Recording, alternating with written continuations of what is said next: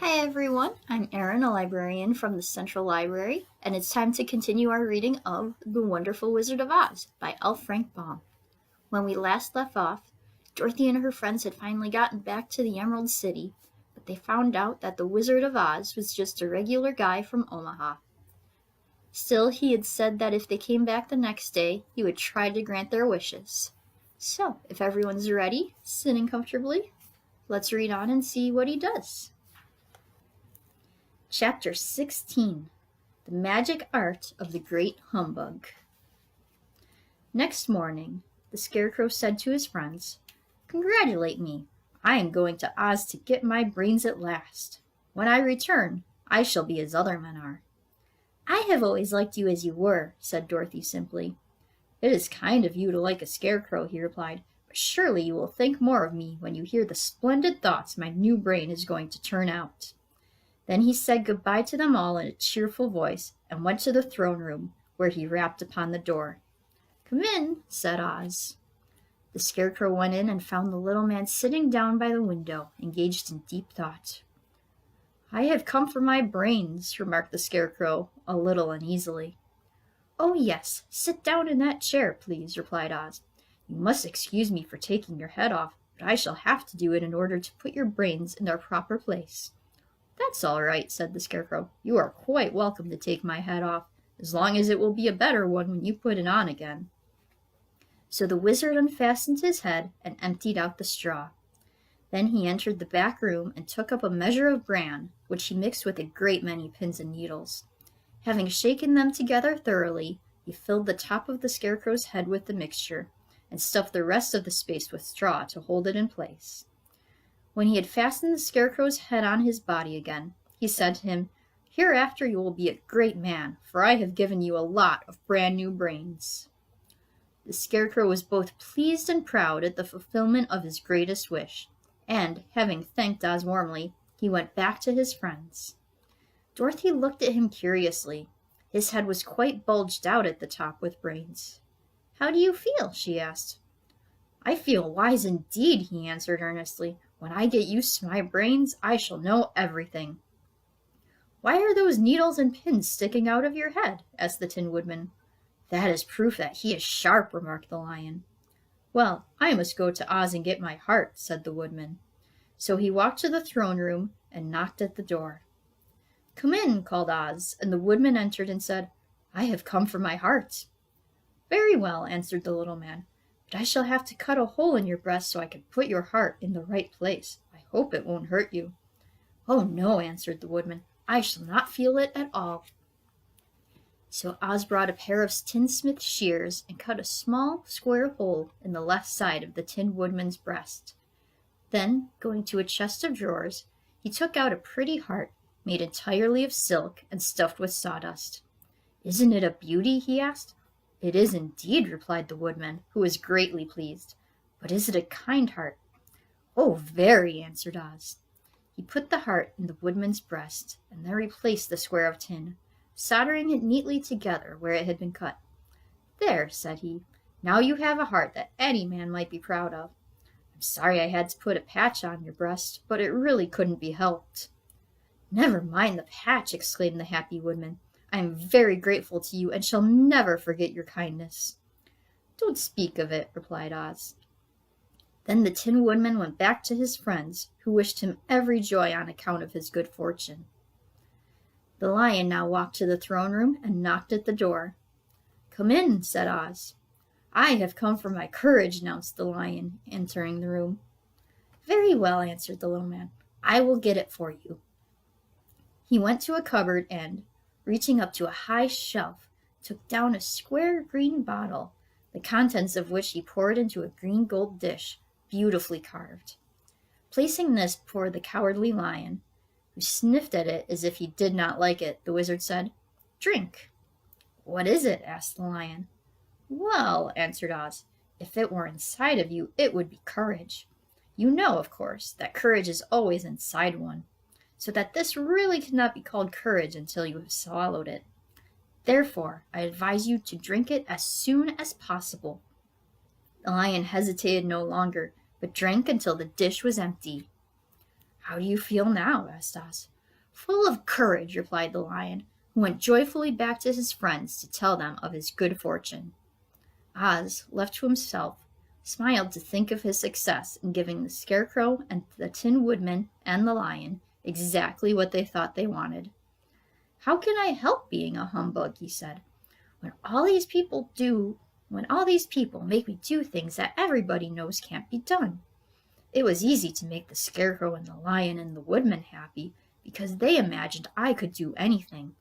But it will take more than imagination to carry Dorothy back to Kansas, and I'm sure I don't know how it can be done. Chapter 17. How the Balloon Was Launched. For 3 days, Dorothy heard nothing from Oz. These were sad days for the little girl, although her friends were all quite happy and contented. The Scarecrow told them there were wonderful thoughts in his head, but he would not say what they were because he knew no one could understand them but himself. When the Tin Woodman walked about, he felt his heart rattling about in his breast, and he told Dorothy he had discovered it to be a kinder and more tender heart than the one he had owned when he was made of flesh. The Lion declared he was afraid of nothing on earth and would gladly face an army or a dozen of the fierce Kalidas. Thus each of the little party was satisfied except Dorothy, who longed more than ever to get back to Kansas. On the 4th day, to her great joy, Oz sent for her, and when she entered the throne room, he greeted her pleasantly.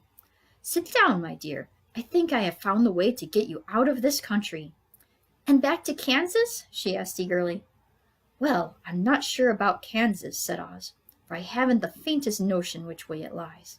But the first thing to do is to cross the desert, and then it should be easy to find your way home." "How can I cross the desert?" she inquired. "Well, I'll tell you what I think," said the little man. "You see, when I came to this country, it was in a balloon. You also came through the air, being carried by a cyclone. So I believe the best way to get across the desert will be through the air. Now, it is quite beyond my powers to make a cyclone, but I've been thinking the matter over, and I believe I can make a balloon." "How?" asked Dorothy. "A balloon," said Oz, "is made of silk, which is coated with glue to keep the gas in it. I have plenty of silk in the palace, so it will be no trouble to make the balloon. But in all this country there is no gas to fill the balloon with which to make it float." "If it won't float," remarked Dorothy, "it will be of no use to us." "True," answered Oz, "but there is another way to make it float, which is to fill it with hot air. Hot air isn't as good as gas, for if the air should get cold, the balloon would come down in the desert, and we should be lost." "We!" exclaimed the girl. "Are you going with me?" "Yes, of course," replied Oz. "I am tired of being such a humbug. If I should go out of this palace, my people would soon discover I am not a wizard, and then they would be vexed with me for having deceived them. So I have to stay shut up in these rooms all day, and it gets tiresome. I'd much rather go back to Kansas with you and be in a circus again." "I shall be glad to have your company," said Dorothy. "Thank you," he answered. "Now, if you will help me sew the silk together, we will begin to work on our balloon." So Dorothy took a needle and thread, and as fast as Oz cut the strips of silk into proper shape, the girl sewed them neatly together. First there was a strip of light green silk, then a strip of dark green, and then a strip of emerald green, for Oz had a fancy to make the balloon in different shades of the color about them. It took 3 days to sew all the strips together, but when it was finished, they had a big bag of green silk more than 20 feet long. Then Oz painted it on the inside with a thin coat of glue to make it airtight, after which he announced that the balloon was ready. "But we must have a basket to ride in," he said. So he sent the soldier with the green whiskers for a big clothes basket, which he fastened with many ropes to the bottom of the balloon. When it was all ready, Oz sent word to his people that he was going to make a visit to a great brother wizard who lived in the clouds. The news spread rapidly throughout the city, and everyone came to see the wonderful sight. Oz ordered the balloon carried out in front of the palace, and the people gazed upon it with much curiosity. The Tin Woodman had chopped a big pile of wood, and now he made a fire of it, and Oz held the bottom of the balloon over the fire so that the hot air that arose from it would be caught in the silken bag. Gradually, the balloon swelled out and rose into the air, until finally the basket just touched the ground. Then Oz got into the basket and said to all the people in a loud voice, "I am now going away to make a visit. While I am gone, the Scarecrow will rule over you. I command you to obey him as you would me." The balloon was by this time tugging hard at the rope that held it to the ground, for the air within it was hot, and this made it so much lighter in weight than the air without that it pulled hard to rise into the sky. "Come, Dorothy," cried the Wizard. "Hurry up, or the balloon will fly away." "I can't find Toto anywhere," replied Dorothy, who did not wish to leave her little dog behind. Toto had run into the crowd to bark at a kitten, and Dorothy at last found him. She picked him up and ran toward the balloon. She was within a few steps of it, and Oz was holding out his hands to help her into the basket when, crack, went the ropes, and the balloon rose into the air without her. "Come back!" she screamed. "I want to go too." "I can't come back, my dear," called Oz from the basket. "Goodbye." "Goodbye!" shouted everyone, and all eyes were turned upward to where the Wizard was riding in the basket, rising every moment farther and farther into the sky. And that was the last any of them ever saw Oz, the wonderful Wizard, though he may have reached Omaha safely and be there now, for all we know. But the people remembered him lovingly and said to one another, "Oz was always our friend. When he was here, he built for us this beautiful Emerald City, and now he is gone, he has left the wise Scarecrow to rule over us." Still, for many days they grieved over the loss of the wonderful Wizard and would not be comforted. Chapter 18. Away to the South. Dorothy wept bitterly at the passing of her hope to get home to Kansas again. But when she thought it over, she was glad she had not gone up in a balloon. And she also felt sorry at losing Oz, and so did her companions. The Tin Woodman came to her and said, "Truly, I should be ungrateful if I failed to mourn for the man who gave me my lovely heart. I should like to cry a little because Oz is gone, if you will kindly wipe away my tears so that I shall not rust." "With pleasure," she answered, and brought a towel at once.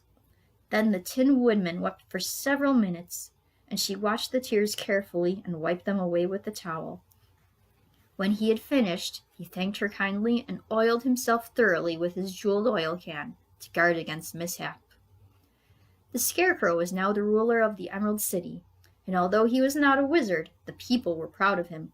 "For," they said, "there is not another city in all the world that is ruled by a stuffed man." And, so far as they knew, they were quite right.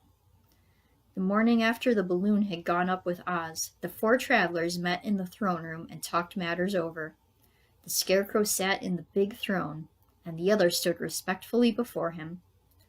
"We are not so unlucky," said the new ruler, "for this palace and the Emerald City belong to us, and we can do just as we please. When I remember that a short time ago I was up on a pole in a farmer's cornfield, and that now I am the ruler of this beautiful city, I am quite satisfied with my lot." "I also," said the Tin Woodman, "am well pleased with my new heart, and really that was the only thing I wished in all the world. For my part, I am content in knowing I am as brave as any beast that ever lived, if not braver," said the Lion modestly. "If Dorothy would only be contented to live in the Emerald City," continued the Scarecrow, "we might all be happy together." "But I don't want to live here," cried Dorothy. "I want to go to Kansas and live with Aunt Em and Uncle Henry." "Well, then, what can be done?" inquired the Woodman. The Scarecrow decided to think, and he thought so hard that the pins and needles began to stick out of his brains. Finally he said, "Why not call the winged monkeys and ask them to carry you over the desert?" "I never thought of that," said Dorothy joyfully. "It's just the thing. I'll go at once for the golden cap." When she brought it into the throne room, she spoke the magic words, and soon the band of winged monkeys flew in through the open window and stood beside her. "This is the second time you have called us," said the Monkey King, bowing before the little girl. "What do you wish?" "I wish you to fly with me to Kansas," said Dorothy. But the Monkey King shook his head. "That cannot be done," he said. "We belong to this country alone, and cannot leave it. There has never been a winged monkey in Kansas yet, and I suppose there never will be, for they don't belong there. We shall be glad to serve you in any way in our power, but we cannot cross the desert. Goodbye." And with another bow, the Monkey King spread his wings and flew away through the window, followed by all his band. Dorothy was ready to cry with disappointment. "I have wasted the charm of the golden cap to no purpose," she said, "for the winged monkeys cannot help me." "It is certainly too bad," said the tender-hearted woodman. The Scarecrow was thinking again, and his head bulged out so horribly that Dorothy feared it would burst. "Let us call in the soldier with the green whiskers," he said, "and ask his advice." So the soldier was summoned and entered the throne room timidly, for while Oz was alive, he never was allowed to come farther than the door. "This little girl," said the Scarecrow to the soldier, "wishes to cross the desert. How can she do so?" "I cannot tell," answered the soldier, "for nobody has ever crossed the desert unless it is Oz himself." "Is there no one who can help me?" asked Dorothy earnestly. "Glinda might," he suggested. "Who is Glinda?" inquired the Scarecrow. "The Witch of the South. She is the most powerful of all the witches, and rules over the Quadlings. Besides, her castle stands on the edge of the desert, so she may know a way to cross it." "Glinda is a good witch, isn't she?" asked the child. "The Quadlings think she is good," said the soldier, "and she is kind to everyone.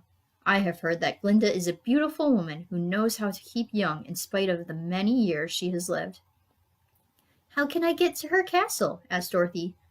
"The road is straight to the south," he answered, "but it is said to be full of dangers to travelers. There are wild beasts in the woods, and a race of queer men who do not like the strangers to cross their country. For this reason, none of the Quadlings ever comes to the Emerald City." The soldier then left them, and the Scarecrow said, "It seems, in spite of the dangers, that the best thing Dorothy can do is travel to the land of the South and ask Glinda to help her. For, of course, if Dorothy stays here, she will never get back to Kansas." "You must have been thinking again," remarked the Tin Woodman. "I have," said the Scarecrow. "I shall go with Dorothy," declared the Lion, "for I am tired of your city and long for the woods and the country again. I am really a wild beast, you know. Besides, Dorothy will need someone to protect her." "That is true," agreed the Woodman. "My axe may be of service to her. So I also will go with her to the land of the South." "When shall we start?" asked the Scarecrow. "Are you going?" they asked in surprise. "Certainly. If it wasn't for Dorothy, I should never have had brains.